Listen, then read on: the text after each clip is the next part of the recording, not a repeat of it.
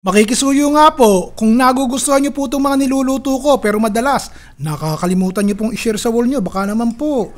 Ngayon pa lang habang kinakain ko itong niluto ko sa inyo, i-click niyo na po yung share at i-like niyo na rin po. O hugasan niyo po muna itong manok.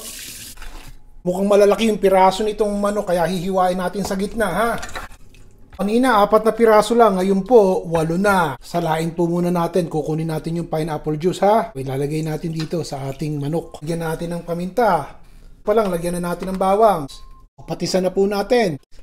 Haluin natin yan. Ibabad natin to sandali para kumagat po yung lasa ng pineapple dun sa ating manok. Mas matagal, mas okay. Lalagay ko dito yung pinya ha. Gagamitin natin mamaya yan.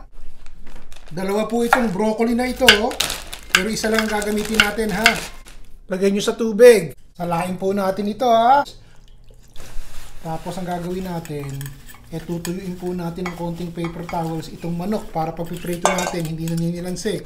Huwag nyo itatapon yung sabaw. Lagyan ko na rin po ng 1/2 cup ng harina coating. Inalo ko na po ng maayos ito.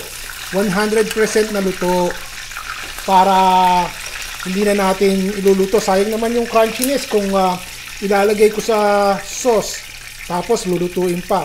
So, nakita nyo yan. Bagong mantika po ito ha. Lagay na natin itong ating sibuyas. Bawang! Lagay na natin itong ating broccoli. Takpan natin sandali nang maluto ha. Konti lang, half cook lang. Narinig nyo yun. 1 minute lang ha. Lalagyan ko po nito kung meron kayong nor liquid seasoning. Paminta. Pinya. Ito yung pinagbabaran. Patisan nyo na rin. Nakita nyo ba to? Ito po yung nasa refrigerator ko. Ito yung kaldo. Ito yung pinagpakuluan natin ng mga manok na tira-tira na buto. Isinave ko po. Ayan, magagamit natin. Bahala kayo sa sabaw ha. Yan. 1 cup, 1.5. Tikman nyo muna. Takpan natin yan. Pakuluin. Lalagyan ko ng tubig ha. Backup lang to ha. Just in case gusto nating malapot ang sabaw. Narinig nyo yun. 2 minutes. Kumukulo na. Lagay na natin ng siling pula. Malaki yung siling pula, hinahati ko sa gitna. Huwag lang hindi malagyan ng konti. Ilalagay ko na po itong ating cream. Pagkatapos, ilalagay ko na itong ating pampalapot. Haluin natin sandali. At pakuluan hanggang sa lumapot ang sabaw. Tikman nyo na. Nakita nyo, lumalapot na yung sabaw.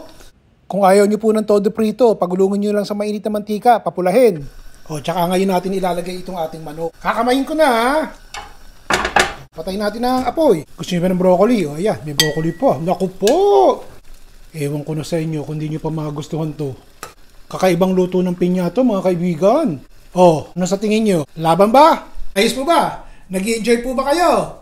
Siya, hanggang sa susunod po muli, bukas, gagalingan din natin yung mga simpleng ulam lang, madaling lutuin at masarap kainin, yung papawisan po kayo. Ayos? Ron Vilaro po.